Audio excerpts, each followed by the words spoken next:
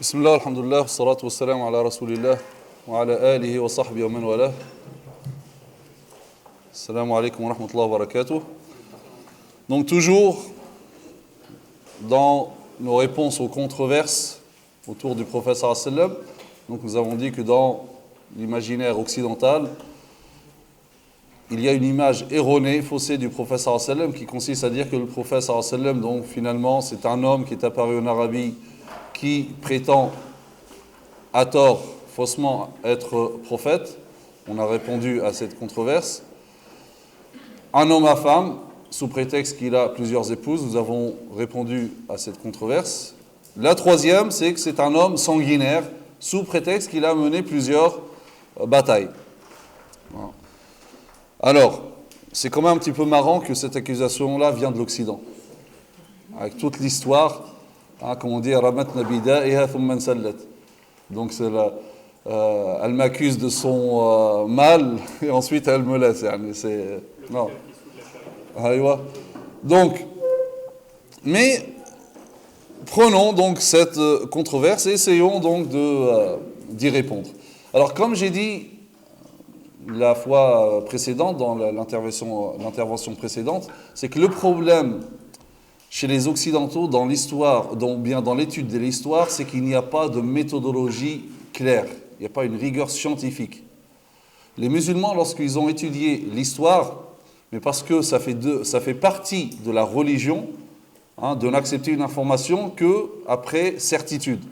Et donc, ils ont développé la notion de ce qu'on appelle le sanad, donc les chaînes de transmetteurs. Il y a une nouvelle, il y a une information, d'où on tient cette nouvelle.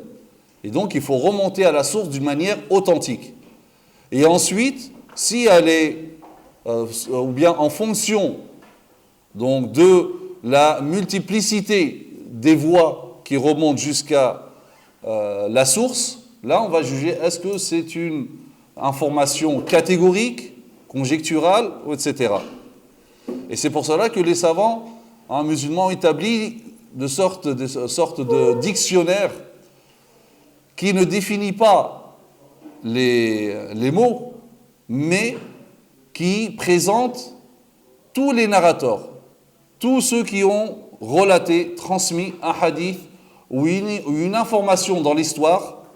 Ils ont recueilli tous ces noms-là et, comme dans des dictionnaires, ils ont établi donc une liste et chacun, donc ils ont étudié sa vie en mettant l'accent sur son intégrité morale et sur sa mémorisation et sa précision dans la transmission, pour voir est-ce que donc c'est un transmetteur fiable ou pas.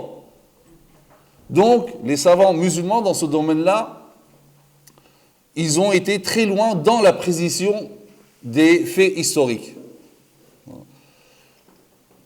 Et d'ailleurs, même les grands livres comme l'imam Tabari, etc., lorsqu'il cite, ou dans son livre, il donne bien sûr les chaînes, parce que son travail c'est de donner la chaîne, mais par contre il attire l'attention sur le fait que, attention, ce que moi je vous donne c'est les chaînes, mais après il faut étudier la chaîne pour voir est-ce que c'est authentique ou pas.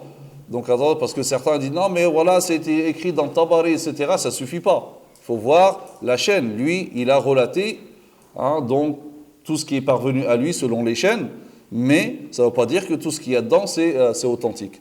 Alors que, comme je vous ai dit tout à l'heure, chez les Occidentaux, en fait, le rapport à l'histoire, c'est une sorte de reconstitution, on se projette dans le contexte et on essaye de comprendre. C'est-à-dire, lorsqu'on va parler du prophète sallallahu alayhi wa sallam, on se met dans le contexte de l'Arabie à l'époque, et on voit qui est le prophète sallallahu alayhi wa sallam, sa famille, etc. Et on commence à faire une analyse et à avancer des suppositions. Donc, le prophète sallallahu alayhi wa sallam, il était orphelin, donc sa famille, c'était une famille de notables, donc c'est quelqu'un donc, qui veut le pouvoir, etc., qui veut retrouver la gloire du passé, etc. Qui vous a dit ça? Rien, c'est comme ça. Et après, on dit que c'est ça l'histoire. Et notamment, dans tout ce qui concerne les batailles, les violences, etc. Donc, parce qu'il y a eu des guerres, donc forcément, donc le prophète sallam était quelqu'un de violent. Alors qu'en réalité, toujours, on dit donc, en étudiant la sira du prophète sallam, ramenez-nous des preuves concrètes, catégoriques, comme quoi il a été violent et que ces batailles-là n'avaient pour but que, comme certains les appellent, c'était pratiquer la razzia ou vouloir convaincre, ou bien pas convaincre, mais imposer la religion aux autres. Donnez-nous des preuves. Mais comme je vous ai dit, cette approche de l'histoire, pour eux, c'est plus une approche pragmatique. C'est-à-dire, on s'en fiche. Est-ce que le récit est authentique ou pas? La question, c'est est-ce qu'il y a un intérêt ou pas de le considérer? S'il y a un intérêt, on le prend, peu importe l'authenticité. S'il n'y a pas d'intérêt, même s'il est authentique, on ne le prend pas. Ça ne nous intéresse pas. Ben, c'est comme ça, donc, par rapport à cette notion, cette controverse, la violence du prophète sallallahu alayhi wa sallam. Lorsqu'on voit, par exemple, Michel Onfray écrire, dire sur les plateaux, comme quoi le prophète sallallahu alayhi wa sallam était sanguinaire, antisémite, etc. Pourquoi? Il ne cite aucune source. C'est quoi les faits? Pourquoi le prophète sallallahu alayhi wa sallam est arrivé à Médine comme ça? Hop, il a trouvé des juifs, il les a chassés, comme ça. Il y a peut-être une cause, il y a quelque chose qui s'est passé. Non, rien comme ça, c'est juste qu'il était antisémite. Donc, il aurait exécuté, comme ça, ses propos, il l'écrit aussi, exécuté les Banu Quraïda, 1000 personnes, et il a creusé des trous dans le souk, dans le marché de Médine. Il n'aurait pas pu faire ça ailleurs, non, dans le souk, dans le marché, et il les a jetés dedans. Et Allah dit que Michel Onfray, d'où tu sors ça? C'est quoi tes récits? C'est quoi tes sources? Non, rien. Parce que on s'en fiche des sources. C'était après la bataille des coalisés. La bataille des coalisés, donc le Médine assiégé par l'ennemi, 10 000 soldats qui sont venus donc, pour exterminer les musulmans à Médine. Les Banu Quraïda, selon le pacte qui les unit aux musulmans, comme on va voir, ils devaient prendre part déjà à la défense ou du moins ne pas s'allier à l'ennemi. Sauf que ce qui s'est passé, ils se sont alliés à l'ennemi. C'est l'histoire qui nous dit ça. Donc, ensuite, qu'est-ce qui s'est passé? Il y a forcément, après, il fallait rendre des comptes, c'est une haute trahison. Et donc, même dans les récits d'ailleurs, chez les musulmans, il y a eu des exagérations par rapport au nombre. Donc 400, 600, 900, tout ça, il n'y a rien d'authentique. Le plus authentique, et d'ailleurs, le Bukhari et Muslim, ils n'ont cité aucun chiffre, sauf qu'il a dit ceux qui ont pris part à la trahison, ils ont été exécutés. Et selon donc Abu Ubayd, dans ce qui est le plus authentique, il y a au maximum une quarantaine de personnes qui ont pris part directement à la trahison, qui ont combattu directement les musulmans. Donc d'où viennent ces 1000? Non, il n'a pas vérifié les sources. D'autant plus qu'il y a autre chose. Donc pour empêcher l'ennemi de rentrer à Médine, qu'est-ce qu'ils ont fait les musulmans? Ils ont creusé le fossé, le Khandaq. Et lorsqu'ils sont partis donc au Banu Quraïda, il y avait encore le Khandaq. Pourquoi les musulmans se seraient pris la tête à recreuser alors qu'il y a déjà le Khandaq? Ils disent, allez, les 1000, on les met dedans, pourquoi on va recreuser à nouveau? C'est vraiment des choses insensées, mais soi-disant, c'est ça la méthode scientifique.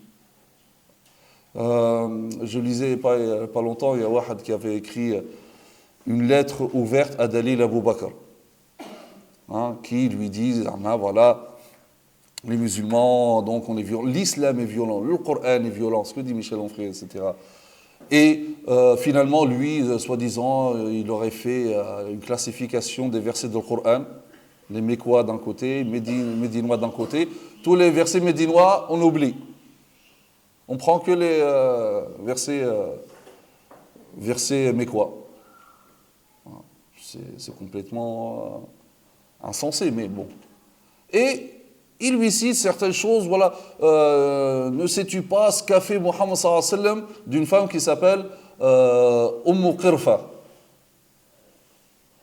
Alors il y a des récits par rapport à cette femme que le prophète sallallahu alayhi wa sallam l'aurait tué d'une manière atroce, donc écartelé, une jambe attachée à un cheval, l'autre de l'autre côté, et ensuite écartelé, donc assez coupé en deux.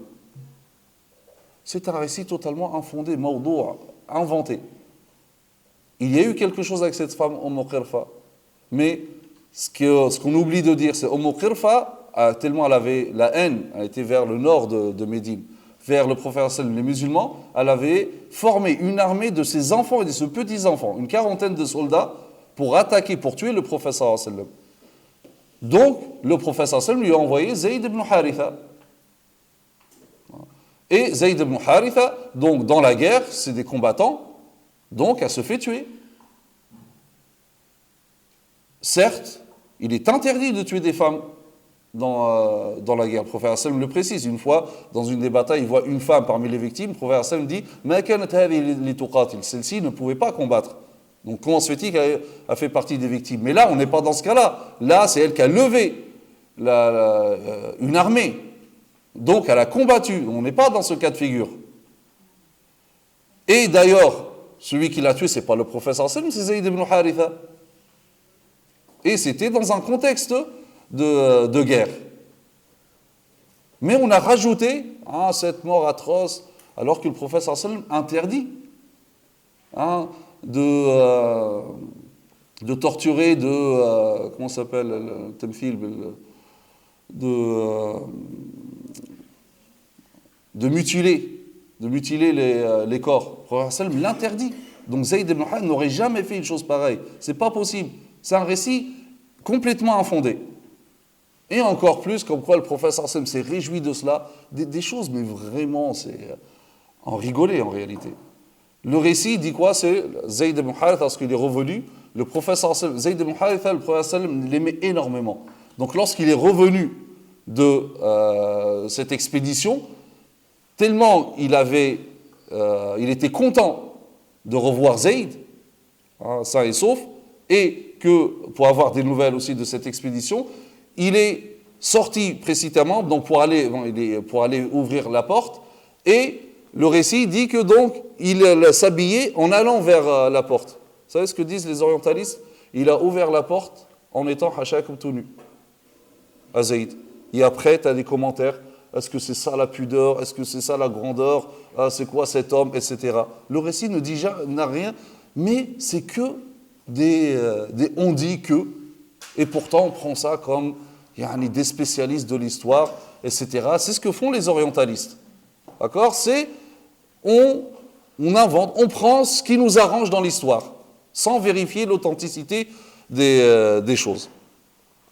Alors, on va parler de cette controverse qui consiste à dire donc que l'islam est une religion violente, une religion sanguinaire, prêchée par un homme sanguinaire. Alors, comme j'ai dit, d'abord pour répondre à cette controverse, c'est de demander aux auteurs de ces controverses d'apporter une preuve historique authentique. Et comme je dis, malheureusement, ça c'est le cadet de leur souci d'apporter des preuves authentiques, c'est pas leur préoccupation. Donc donnez-nous une preuve authentique que, effectivement, le prophète sallam donc aurait usé de cruauté à l'encontre de ses ennemis. Ce que nul n'a fait et ne fera, pour la simple raison que ça n'existe pas. Mais il contente, comme je dis, d'inventer des accusations et de relater des récits mensongers. Et la meilleure réponse, comme j'ai dit, c'est de méditer la vie du prophète sallallahu alayhi wa sallam. Il faut étudier la vie du prophète sallallahu alayhi wa sallam pour voir que le prophète sallallahu alayhi wa sallam est loin d'être un homme qui aimait la guerre et qui était sanguinaire. D'ailleurs, le prophète sallallahu alayhi wa sallam disait La tatamannaw liqa al-adu was'alullah al-afiya. Dit ne souhaitez pas la rencontre de l'ennemi, implorez plutôt de Dieu la sauvegarde. Est-ce que ça, c'est des paroles de quelqu'un de sanguinaire? Dit n'espérez pas, ne souhaitez pas le combat. Si on peut épargner le combat, il faut toujours essayer d'éviter le combat. Was'alullah al-afiya. Demandez à Allah Azza wa Jalla, pas le combat. Demandez qu'il vous épargne le combat et demandez-lui la sauvegarde. lors de la bataille de Khaybar, dont la cause était que Khaybar avait établi un front avec les tribus de Ghatafan pour attaquer Médine. Donc, lorsque le prophète sallam l'a su, bien sûr, il les a attaqués. Et d'ailleurs, comme je dis, toutes les guerres du prophète sallam, toutes les batailles qu'a fait le prophète sallam, on demande à quiconque, on défie quiconque, nous ramène qu'une seule fois, le prophète sallam a mené une bataille purement offensive, juste pour attaquer, ou pour imposer l'islam, ou pour, soi-disant, spolier les biens, ou etc. Ramenez-nous juste un exemple. Donc, là encore, c'était une guerre défensive, parce que Khaybar avait se préparer pour attaquer. Le prophète sallam, il confie l'étendard à Ali ibn Abi Talib. Et qu'est-ce qu'il lui dit? Regardez ces paroles qui ne peuvent pas venir de quelqu'un de sanguinaire. Il lui dit, Ali ibn Abi Talib, qu'est-ce qu'il lui dit? Il dit, ô messager de Dieu, dois-je les combattre jusqu'à ce qu'ils soient comme nous? Là, le prophète sallam dit non. Il dit, avance doucement jusqu'à atteindre leur place. Puis appelle-les à l'islam. Car par Dieu, si Dieu guide l'un d'eux par ton biais, cela sera mieux pour toi qu'un troupeau de chameaux roux. Donc le but, c'est pas de leur imposer au coin de là. Le but déjà, c'est de les appeler Allah Azza wa Jal, bien que ils se préparaient à attaquer. Donc ça, ce n'est pas l'attitude d'un chef de guerre sanguinaire qui veut imposer sa religion par la force. La conquête de la Mecque, les musulmans, bien sûr, ils trouvent à leur arrivée des personnes qui les ont combattus, torturés, chassés de chez eux. Le prophète sallam avait subi le même sort. S'il était sanguinaire, il les aurait tous exterminés. Ils les ont chassés, ils les ont tués, persécutés, etc. Et là, pour bien comprendre ça, il suffit de voir le contexte de l'époque et qu'est-ce qui se passait en Europe, etc. Un chef de guerre, le chef victorieux qui arrive à la Mecque, il aurait pu les exterminer tous. 10 000 soldats. Mais au contraire, il a donné l'ordre de combattre que ceux qui les combattent. C'est tout. Puis, le prophète sallam s'adresse aux gens qui n'étaient pas encore musulmans. Un détail très important. Le prophète sallam s'adresse aux gens de la Mecque, ils n'étaient pas encore convertis à l'islam. Et il leur dit, « Oh, vous, peuple de Quraysh, que pensez-vous que je vais faire de vous ?» Et là, ils lui disent, que du bien, tu es un noble frère, fils d'un noble frère. Maintenant, comment ça, ils savent que c'est un noble frère, fils de noble frère. Et qu'est-ce qu'il leur dit? Il dit, je vous dis, comme Youssouf alayhi salam, je vous dis ce que Youssouf alayhi salam a dit à ses frères, point de récrimination contre vous aujourd'hui, que Dieu vous pardonne, donc c'est lui le plus miséricordieux des miséricordieux, allez en paix, vous êtes tous libres. Et ça, avant même qu'ils se convertissent à l'islam. Pour ne pas dire, non, mais il les a laissés parce qu'ils se sont convertis. Là, il vient juste de rentrer à la Mecque. Et il leur dit ça. Donc, allez en paix, donc vous êtes tous libres. Pendant ce temps-là, donc juste après, un homme qui s'appelle Fudala ibn Umayr. Fudala ibn Umayr, il s'est présenté au prophète sallam, il était à l'affût d'un moment opportun pour assassiner le prophète sallam. Le prophète sallam l'a observé, donc il a su c'était quoi l'intention de Fudala. Pourtant, donc, il aurait pu donner l'ordre de l'exécuter. Donc il n'a pas éprouvé à son encontre une quelconque rancœur. Bien au contraire, il l'a appelé et il lui dit, à quoi pensais-tu, Fudala? Fudala lui dit, à rien, j'invoquais Dieu. Le prophète sallam rit alors et lui dit, implore plutôt le pardon d'Allah Azza wa Jalla. Puis il a fait preuve d'une douceur vis-à-vis de lui, il a posé la main sur sa poitrine, et Fudala ibn Umayr dit, avant qu'il ne lève sa main, il est devenu l'être que je chéris le plus. Et ça c'est l'attitude d'un homme sanguinaire. En vérité, l'islam, d'une manière générale, souvent, malheureusement, associé à la violence, n'a recours au combat qu'en extrême nécessité. Et toutes les guerres en islam sont toujours défensives. Toujours défensives. Michel Onfray, dans son livre, il écrit, il le dit, l'islam c'est une religion expansionniste. Ah oui? Et les autres? C'était que ces méchants musulmans. Donc, toujours, les historiens, etc., les Byzantins, ils étaient où, les Byzantins? Donc, ils étaient arrivés jusqu'aux frontières de l'Arabie. Donc, ils sont descendus vers le sud. On se pose la question, pourquoi les musulmans sont partis vers le nord, mais jamais pourquoi les Byzantins ils sont descendus vers le sud? Leur descente vers le sud est plus légitime que la montée des musulmans vers le nord? Eux, ils ont le droit d'être expansionnistes et pas le reste. C'était le contexte géopolitique de l'époque. Les musulmans, donc l'État musulman était entouré d'empires expansionnistes, conquérants. Les Byzantins d'un côté, les Perses de l'autre. Et la règle, c'était celle-ci. Soit tu prends le territoire de l'autre, soit c'est le contraire.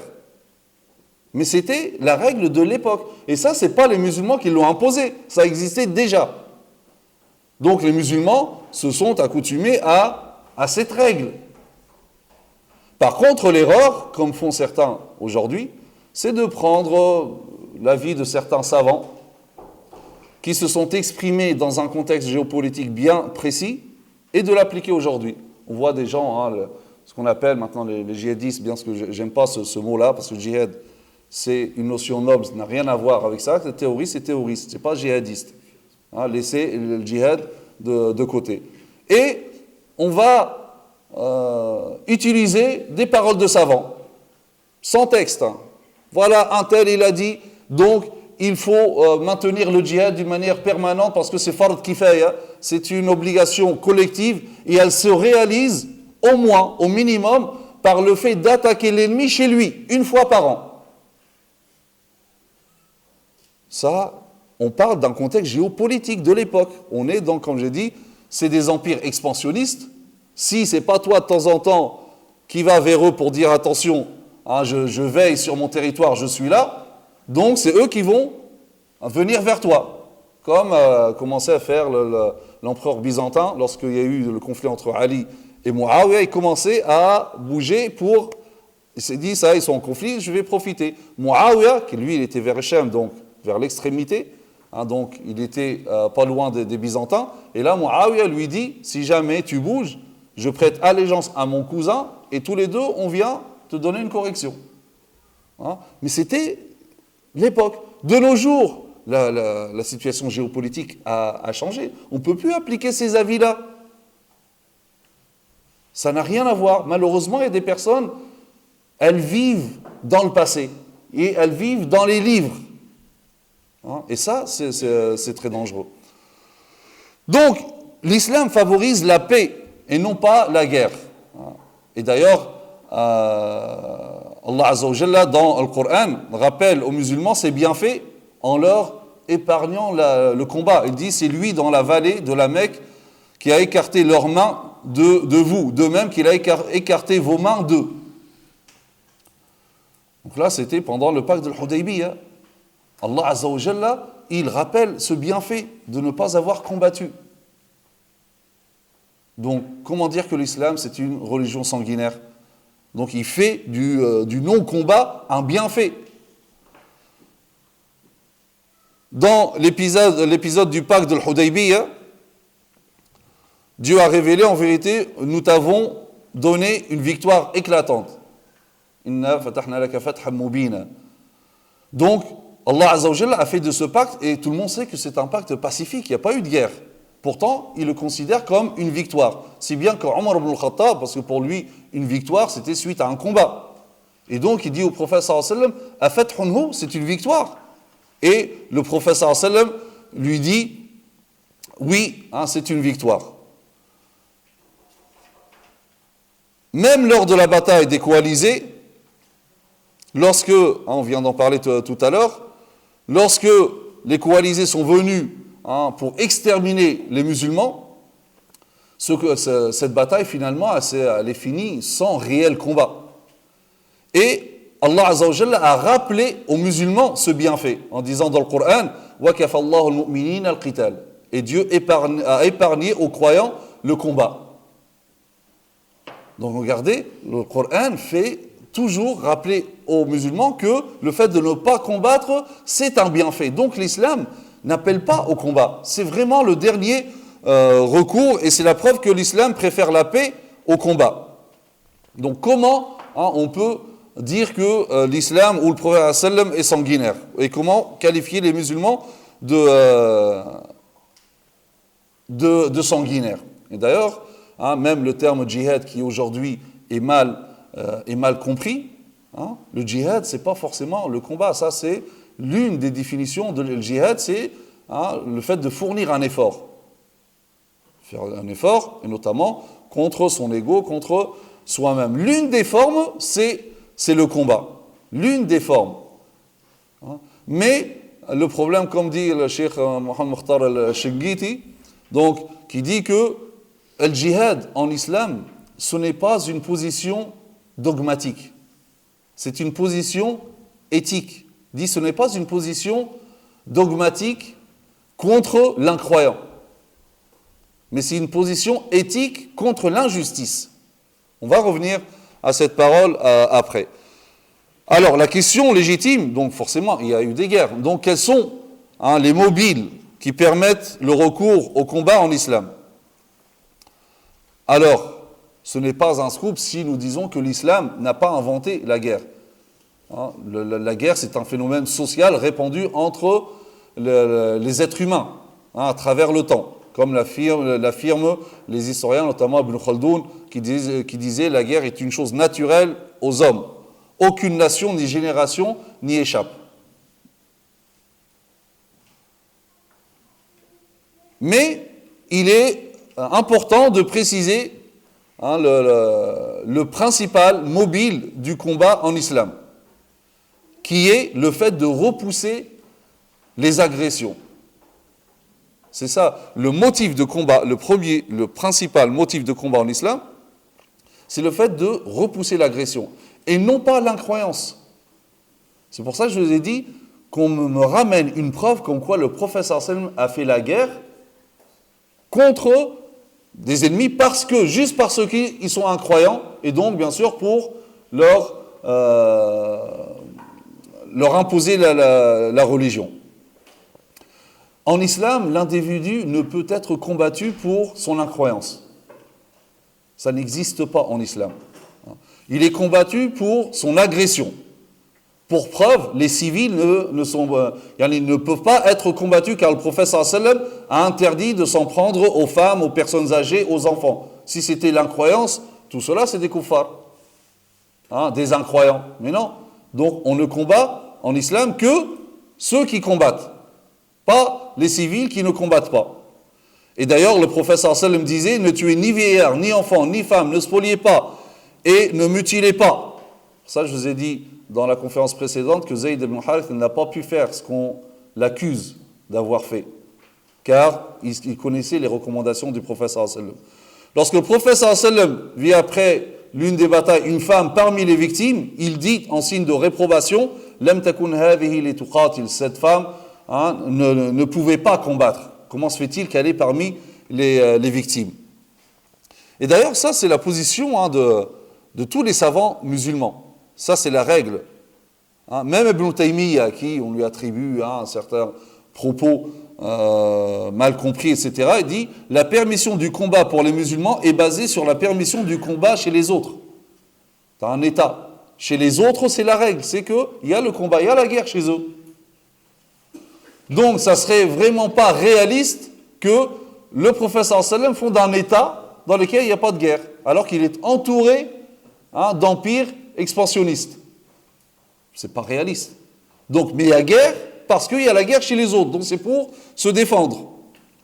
Ibn al-Qayyim dit, le combat fut prescrit aux musulmans contre ceux qui les combattent. Par contre, pas contre ceux qui ne les combattent pas. Et d'ailleurs, on peut lire dans le fiqh hanafi, dit l'incroyance, le kufr, l'incroyance en soi n'est pas une cause de combat. C'est pour ça que je vous disais cette parole de Shingiti qui dit que le djihad, ce n'est pas une position dogmatique contre l'incroyance, mais c'est une position éthique contre l'injustice. Il dit, contrairement à ces gens qui ont tendance à donner une dimension, à toutes les choses, une dimension dogmatique. Tu as des personnes, ils donnent une dimension dogmatique à toutes les choses. Le combat, on lui donne, c'est l'aqida. Donc, le fait d'avoir des amis ou pas non musulmans, etc., ça, c'est dans l'aqida, etc.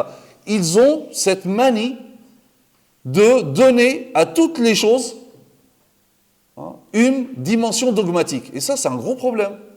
Alors que là, la guerre n'a rien à voir avec le côté dogmatique. C'est une position éthique contre l'injustice. Quel que soit l'auteur de l'injustice, qu'il soit musulman ou pas. Et donc, par exemple, regardez dans le Coran, qu'est-ce qu'il nous dit par rapport au combat? Il nous dit وَقَاتِلُوا فِي سَبِيلِ اللَّهِ الَّذِينَ يُقَاتِلُونَكُمْ وَلَا تَعْتَدُوا إِنَّ اللَّهَ لَا يُحِبُّ الْمُعْتَدِينَ. Combattez dans le sentier de Dieu ceux qui vous combattent et ne transgressez pas. Certes, Dieu n'aime pas les transgresseurs. Ce genre de versets, comme on ferait, etc., on les met de côté. Là, le Coran, il est clair. On ne combat que ceux qui nous combattent. Chez les musulmans, en islam, c'est ça, guerre défensive. فَإِنِ انْتَهُوا فَلَا عُدْوَانَ إِلَّا عَلَى الظَّالِمِينَ. Allah Azza wa Jalla a dit, et s'ils cessent donc, plus d'hostilité, sauf contre les injustes. Donc si ils arrêtent, plus d'hostilité, sauf contre les injustes, ceux qui veulent continuer. فَمَنْ اعْتَدَى عَلَيْكُمْ فَاعْتَدُوا عَلَيْهِ بِمِثْلِ مَا اعْتَدَى عَلَيْكُمْ. Donc quiconque transgresse contre vous, transgressez contre lui à transgression égale. Et craignez Allah, n'allez pas au-delà. Allah Azza wa Jalla dit également أُذِنَ لِلَّذِينَ يُقَاتَلُونَ بِأَنَّهُمْ ظُلِمُوا. Donc, autorisation est donnée de se défendre à ceux qui sont attaqués, car vraiment, ils sont lésés. Donc, tous ces versets c'est catégorique. Et ils n'ont pas été abrogés par quoi que ce soit, car il n'y a aucune preuve d'abrogation. C'est certains qui sont dans le soi-disant djihadisme, etc. Donc, ils disent non, ces versets-là, ils ont été abrogés. Là, il n'y a pas. C'est une mauvaise compréhension. Elle est où pour l'abrogation, il faut une preuve. Il n'y a aucune preuve d'abrogation. Si par la suite, on nous pose la question, mais que dire alors de ces versets, comme par exemple, combattez ceux qui ne croient ni en Allah, ni au jour du jugement dernier, qui n'interdisent pas ce que Dieu et son messager ont interdit, et qui ne professent pas la religion de la vérité parmi ceux qui ont reçu le livre, jusqu'à ce qu'ils versent la capitation par leurs propres mains. Alors, comment on dit, ça, le Michel Onfray, on prend ces versets-là, ou bien et combattez-les où que vous les rencontriez. Ça, le problème, c'est que certains veulent comprendre les textes de l'islam, de le Coran, sans avoir les outils de compréhension. Il y a, dans l'usul al-fiqh, il y a la notion de l'mutlaq ou al-muqayyad. C'est-à-dire, lorsqu'on a un texte indéfini, mais on a un autre texte qui vient apporter un élément qualificatif, ce qu'on appelle qaïd. Donc, c'est-à-dire que ces versets-là, donc, ils sont indéfinis, c'est un cas général, mais les autres versets que nous avons lus, ils viennent restreindre la portée générale de ces versets-là. Attention, c'est-à-dire, ces versets-là, c'est dans un contexte. C'est lorsque il y a une agression. Là, ces versets-là sont appliqués. Mais sinon, non. La règle générale, c'est les versets. Les versets que nous avons vus, là, ils énoncent la règle générale. La guerre en islam, elle est défensive. Les autres, ça, il faut les comprendre à la lumière des autres versets. Le problème, c'est que ceux qui parlent de le Coran, alors que les musulmans leur disent, mais non, c'est pas ça, regardez, on vous explique, non, c'est pas ça, c'est ça. Et là, ça devient un dialogue de sourds, malheureusement.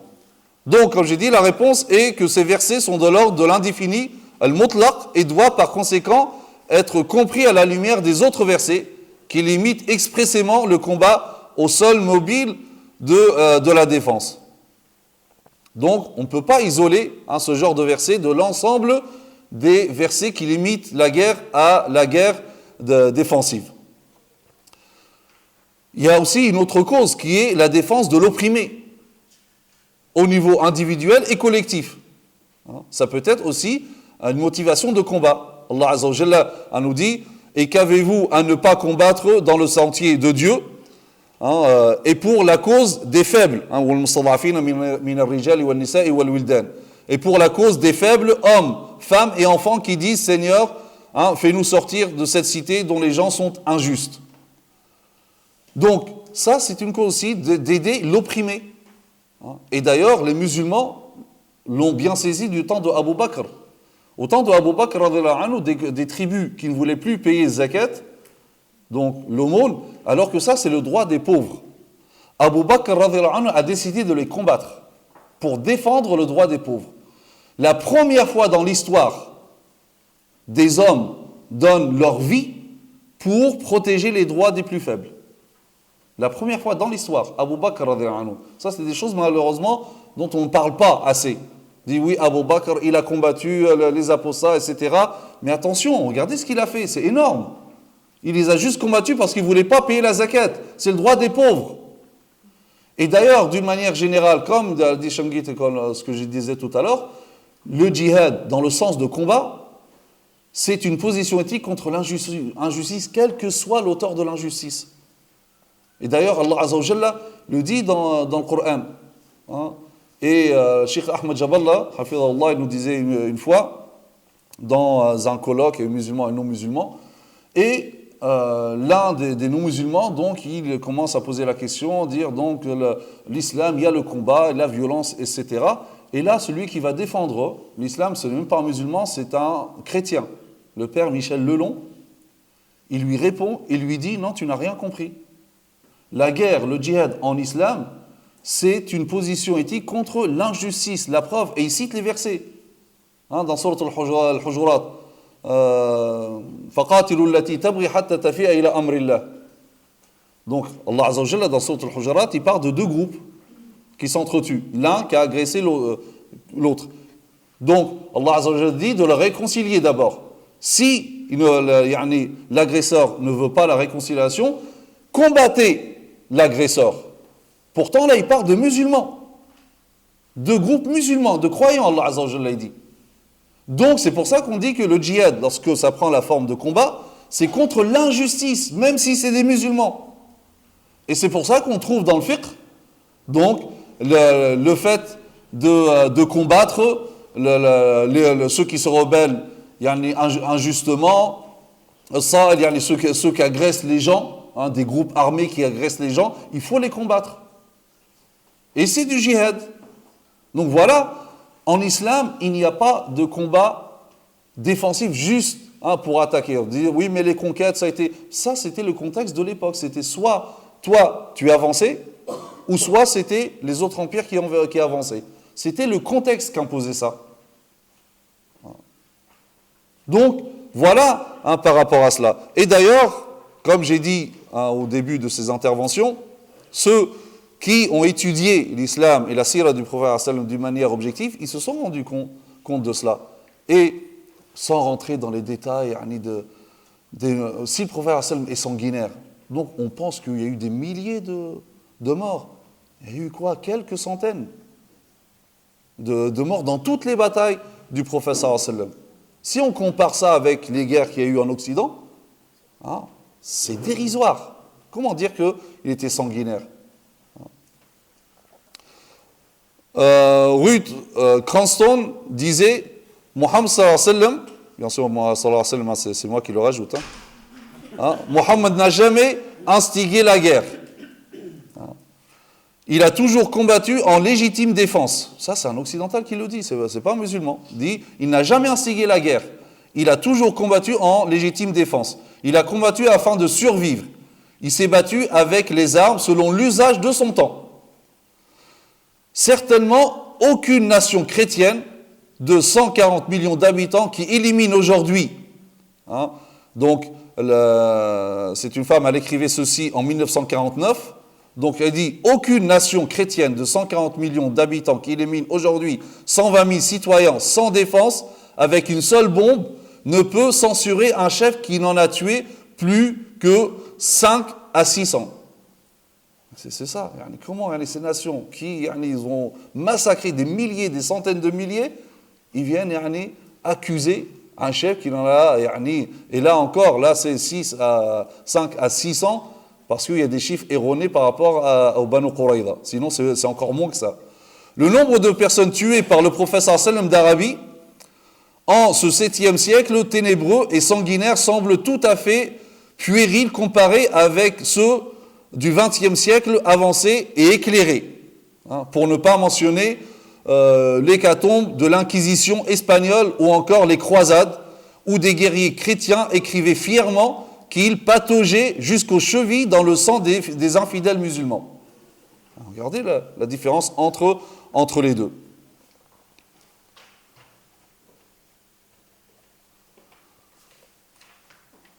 La meilleure d'ailleurs réponse de l'idée reçue selon laquelle l'islam est répandu par l'épée, donc vient de l'éminent historien de Lassi, O'Leary, dans son livre intitulé l'islam à la croisée des routes. Il dit: l'histoire démontre clairement que la légende des musulmans fanatiques parcourant le monde et imposant à des nations conquises l'islam à la pointe de l'épée est l'un des mythes les plus absurdes que les historiens se sont jamais complu à répéter.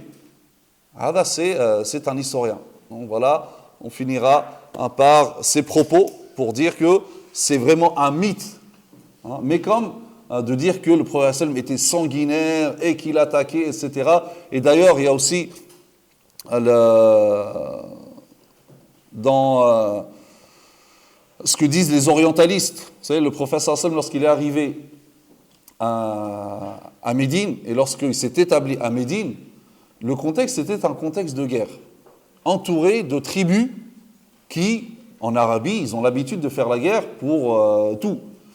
Et donc, le prophète sallam a commencé à envoyer saraya, des expéditions. Et là, il y a deux buts à cela. C'est de montrer que maintenant les musulmans sont forts, donc il n'est pas question, pour envoyer un message aux tribus arabes, ne pensez même pas à vouloir attaquer, maintenant c'est fini, on est sorti de cette position de faiblesse qui nous caractérisait à la Mecque, maintenant on est devenu fort. Et aussi c'était un message à la Mecque, aux Mécois, pour dire que si vous continuez dans cette politique, vous allez perdre économiquement, car toutes les caravanes passent par Médine, et donc, on peut les intercepter. Alors, les orientalistes ont dit, voilà, ça prouve que Mohammed sallam pratiquait la razzia. Donc, il spoliait les biens, il voyait les caravanes, on les attaquait, les musulmans donc attaquaient les caravanes, prenaient les biens, c'est juste pour prendre les biens. Là encore, regardez, mais comme je vous ai dit, ils s'en fichent de questions d'authenticité ou pas. Dis-nous, mais donnez-nous des cas authentiques. Mais non, ça fait bien, il faut le dire. Donc ils le disent.